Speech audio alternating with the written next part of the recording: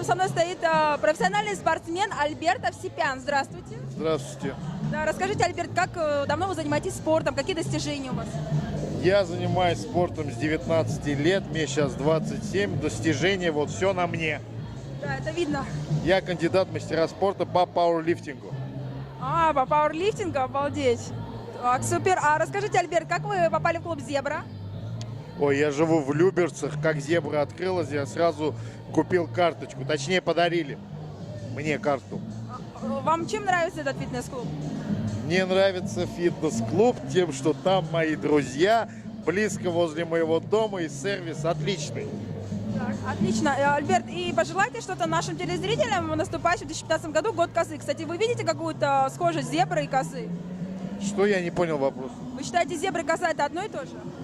Зебра и коза? Нет, и разное животное. А чем они отличаются?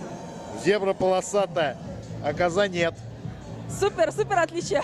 Пожелайте, пожалуйста, Альберт, что-нибудь нам в новом году. Желаю всем в новом году, самое главное, здоровья, остальное все будет.